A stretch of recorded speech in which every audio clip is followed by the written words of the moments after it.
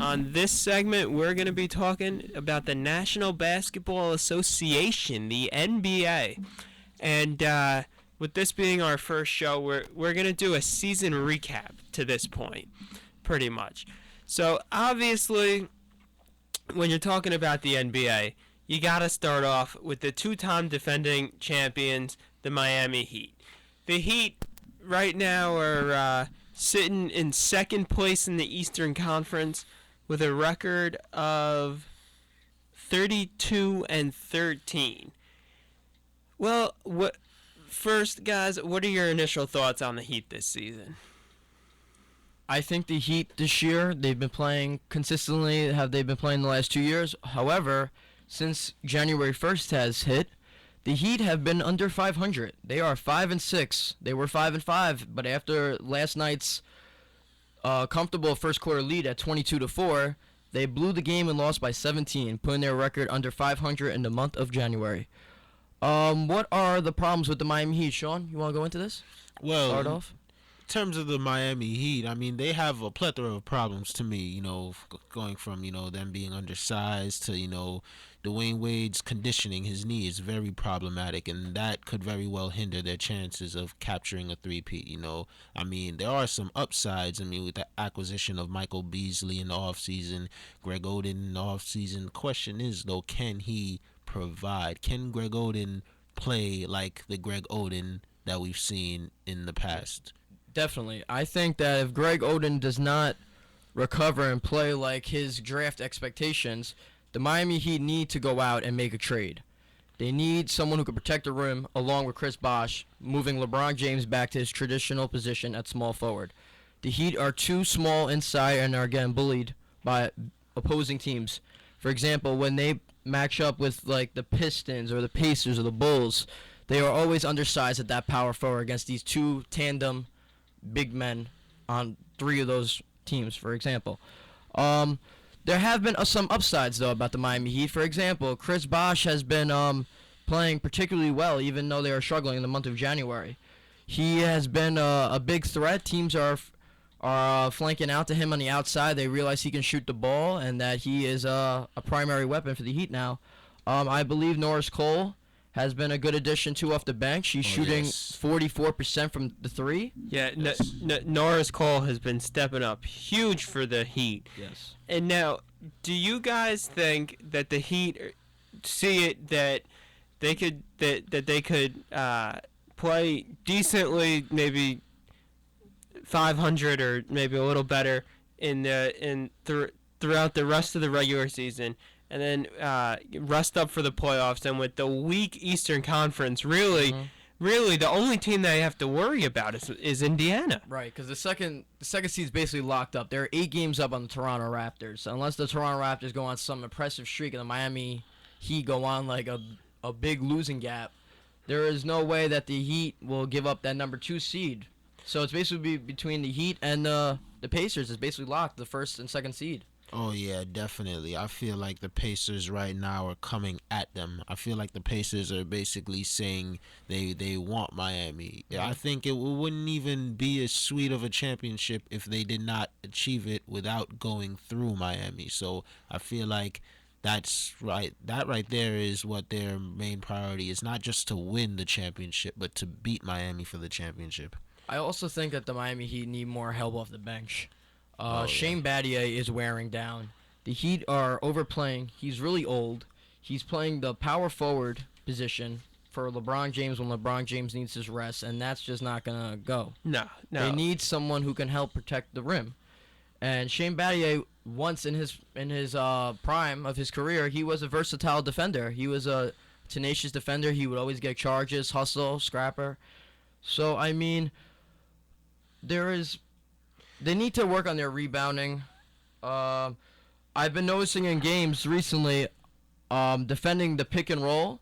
They're trying to double team the person who the ball handler, because they're afraid the ball handler is going to have dribble penetration to the rim and someone's going to slash from the outside, which is resulting in they're sort of forgetting about the guy who's getting picked. I mean, they're forgetting about the guy who's rolling. And the guy who's rolling is set up for a spot-up jumper, and the big men, Chris Bosh, Joel Anthony, Beasley, whoever's down there, is not rotating up because they're afraid about the protection around the rim. So they're sort of giving up shots. So they're trying to play like how the Bulls play and the Grizzlies, these bigger teams who are more focused on protecting the rim. And this has been killing. Like Ibaka last night was hitting a lot of jump shots off that pick and roll. And Oh, yes. Durant was exposing it every time. Yeah. Like at halftime, they were even showing how Durant, every time Wade and LeBron or Chalmers and LeBron would swarm Durant right away put a little bounce pass to the top of the key. And sometimes Ibaka would miss it, but it's a high percentage shot. And that's what Scott Brooks wants. He wants a high percentage shot, and that's what they'll get every time. Durant's stepping up big. Oh, yes, Durant is definitely stepping up big, being on a tear right now. He's, last night was his 12th consecutive 30-plus point game? Yep. Yeah. In the We'll talk about Durant in a minute, though. We got yeah. So let's talk about Eastern Conference. the Miami Heat are have been overtaken as the top team, at least record-wise, in the Eastern Conference by the Indiana Pacers, who hold the best record in the NBA at 35-9. Are the Pacers the team to beat in the Eastern Conference now? Well, I think the Pacers are the team to beat right now. Paul George is playing at an absolute level. He's coming into his own right now. And with, Lance Stevenson is just flat out playing at a high level. If he doesn't become an all-star this should year, definitely be. I don't know. I don't know what to think. Sort of like, Stephen Curry with last season, because Lance Stevenson is definitely playing at a big-time level. Both him and Roy Hibbert, who I also think will receive an all-star spot. Oh, absolutely. The Pacers just look like they are the team right now. Yeah, definitely. They've only lost 9 games this season, holding the best record at its 785 win percentage. They have 6 losses this year that have come on back-to-back on the second game. So when they play on back-to-back nights, maybe they're resting, they're not going out with as much energy. But that's where 6 of their 9 losses have come. So when they're not playing on a back-to-back night, they are at full swing. They're 21-1 at home this year, which is that's championship numbers right there. Yeah. 21-1 at home. That's unbelievable. They hold the NBA's best point differential this year. Outscoring, the point margin is almost at double digits, which is amazing. And Paul George, is he your MVP right now? Ian, Sean, your thoughts? I think that Paul George is playing at an exceptionally high level for the Pacers, but he has parts around him. He's got Roy Hibbert. He's got Lance Stevenson. So he's not doing it all alone.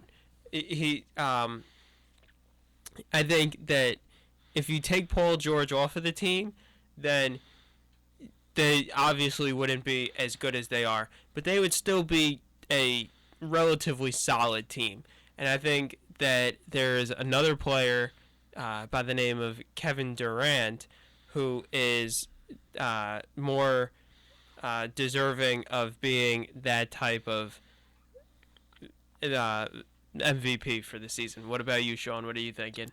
Oh, I definitely, most definitely think Kevin Durant is an MVP. Like, I just had to emphasize it definitely just now because of how strong I feel about it. Kevin Durant has been on an absolute tear, and last night in Miami was just another example of it, being his 12th consecutive 30-point game. I think he's one shy from tying the record of most consecutive 30-point games in NBA history. So right now, to me, he can easily, if he wanted to, become the top scorer or the best scorer in NBA history. I feel like by the time his career is all wrapped up, said and done, because Kevin Durant can score at will. You're talking about having the wingspan he does. It's such an incredible height. Like, he can pull up from just about anywhere on the court, score at will. My only thing with Kevin Durant is sometimes he's not as much of a post-up player as I would prefer him to be. I know he's kind of adopting that little one-legged fadeaway from Dirk. Yeah, Dirk. But yeah, I'd like to see him bang down there a little more, besides, his skinny body structure. He has the wingspan and has the length to, put in work down in the paint. Definitely. But if you guys do not think Paul George is the MVP of this 2014 NBA season, I certainly do think he should be in the run-in for the NBA Best Defender of the Year. Oh, yes. Yeah. I'd say that time and time and again. I mean, every time the Pacers play, he's guarding like the best perimeter player on the opposing team. He'll guard Melo 48 minutes. He'll guard LeBron 48 minutes. Durant, anybody. Yeah, absolutely, and he is a big reason as to why the Indiana Pacers are leading the NBA in point defense, given the fact that they only give up 90.2 points per game. That is far and away better than anyone else. I think that the next best team is Memphis who give up 95.5 points per game. Yeah, they can't score though. That's why they're in the 9th seed in the West. That's they true. have a lot of injury problems, but also to go back into the whole thing about Kevin Durant, he should most 100 definitely percent be the MVP right now. He is the league leader in player efficiency rating. He leads the league in points per game, averaging about 30 points a game. His team is first in the Western Conference. The Western Conference is so compact, and everyone in that conference is playing the best of their capability right now.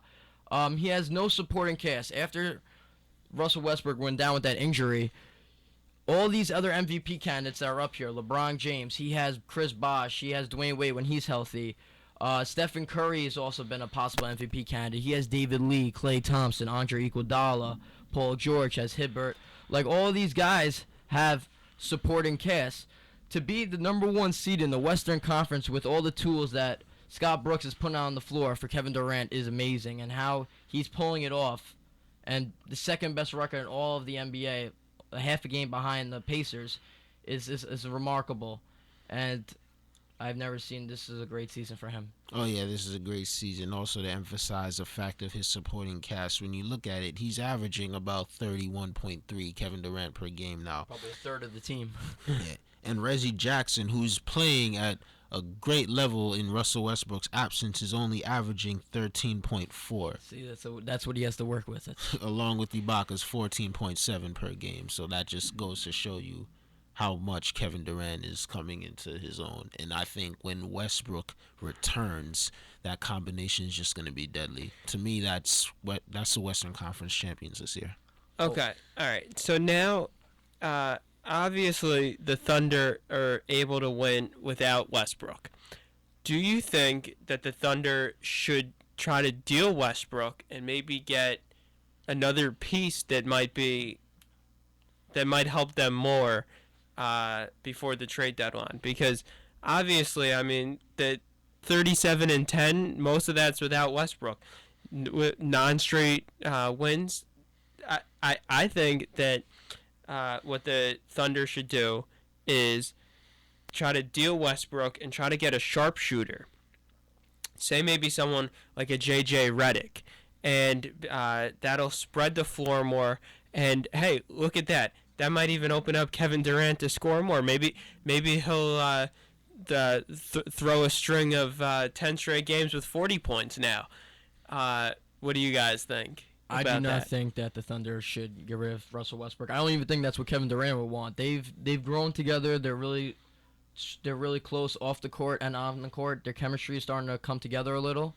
A lot of people criticize Russell Westbrook, saying that he's overrated and he's not a facilitator. Meanwhile, the guy goes out and averages like 8 assists a game. I mean, he might not do it in the Prius way, but numbers don't lie at the end of the day.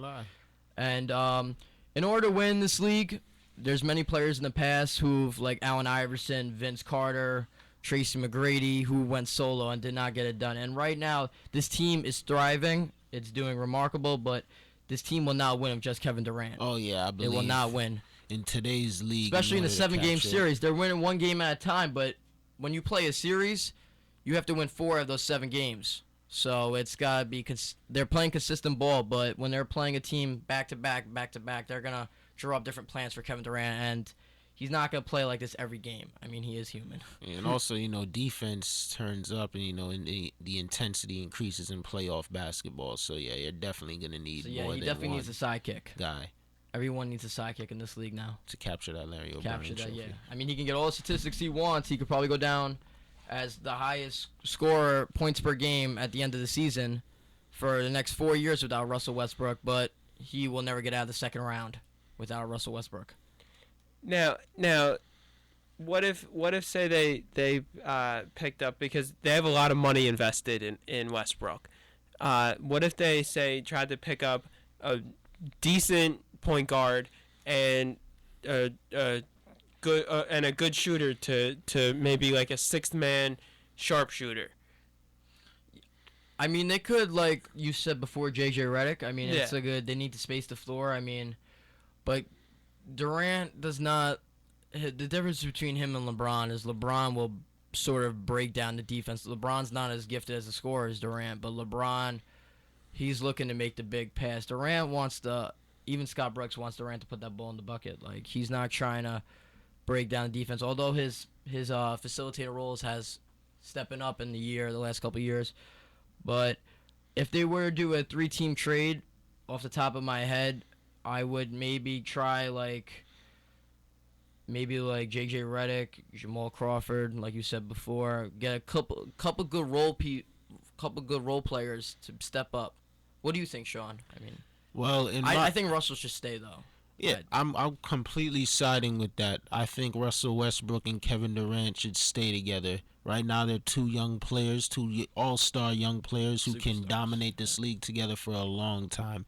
And in terms of any acquisitions the Thunder can make, I mean, when I think of potential acquisitions for the Thunder, I'm not too concerned with their perimeter game. I mean, last time I checked, Andrew Bynum was a free agent, and the Thunder had their interest in him. And I mean, Kendrick Perkins or Andrew Kendrick Bynum? Perkins gotta go. That's a really good point. I didn't even think of that. Maybe they can get a center with Ibaka. I mean, Nick Collison puts in a lot of good minutes on Yeah, the he's bench. a scrapper. Yeah. That big rookie, what's his Adams? Oh, Steven Adams. Yeah, Adams, he's always yeah, on the floor. yeah. He's a big dude. Yeah. I mean, I I think they have. When it comes to them and the Heat need more help down low than the Thunder. But Perkins needs to go, and Bynum, yeah, why not give him a shot? No, I just do not like that with Bynum. He is way too injury prone. I mean, he A has shot. he hasn't played, like 60 games in a season, and I don't know how long. Hey, the Heat gave Greg Oden a shot. I mean, he's not really proven them anything, but Yeah, exactly. That hasn't worked out for the Heat. They don't have the best center in the league now because they have Greg Oden. I just don't think that the Thunder should even consider going after Bynum. But anyway, that's enough about the Thunder. How about the surprise team of the year, the Portland Trail Blazers, coming in third place in the Western Conference. Tied for second with the Spurs at 33-13. Who saw that coming here? Oh, that right there completely shocked me. That completely shocked me. Portland, that's another team, a young, talented team who can be together for a long time. Right now, Damian Lillard is just flat out balling at a remarkable level. In my opinion, he's definitely favorable of being as an all-star reserve, him along with LaMarcus Aldridge. well, LaMarcus Aldridge is a definite All-Star selection.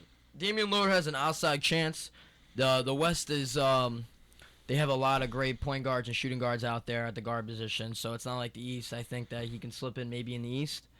But let's talk about all of these. What is the reason for their success? And when I think of their reason for their success is their starting five. There is no weakness right now for that starting five. They're going out and they're playing team basketball. They're playing. Let's look at all the pieces. LaMarcus Aldridge, possible MVP candidate, superstar. He's going to be their franchise for the next 10 years, easily. Damian Lillard, like you said before, Sean, outside chance at the All-Star selection. Nicholas Batum, I think he's their guy.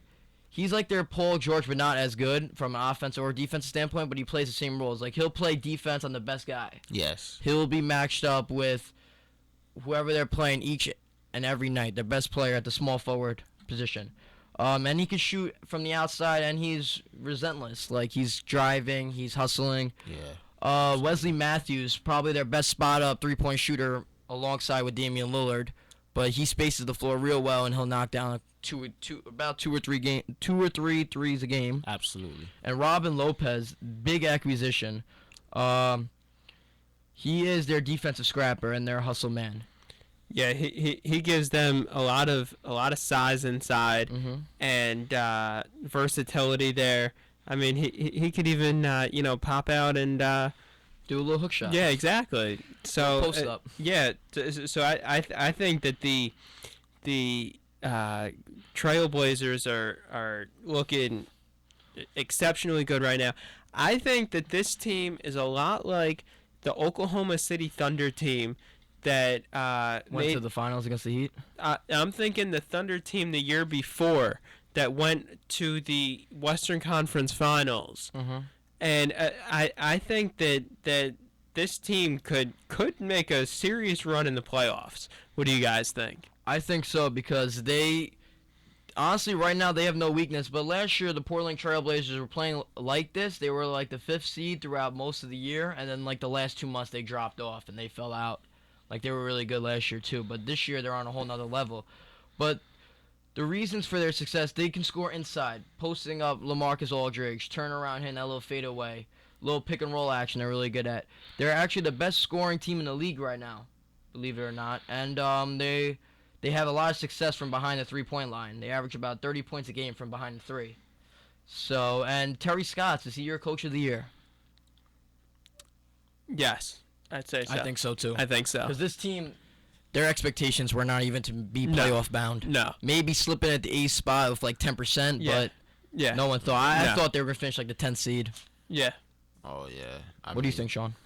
I felt like they would be in the playoff race, but I wouldn't think they would be at such a high level. Yeah, level. Definitely. Like I felt like they would just rise and plateau at times throughout the season, like they did last year. Yeah, exactly. But now, definitely, absolutely surprised me. I feel like they're a couple of pieces away from actually going for it all.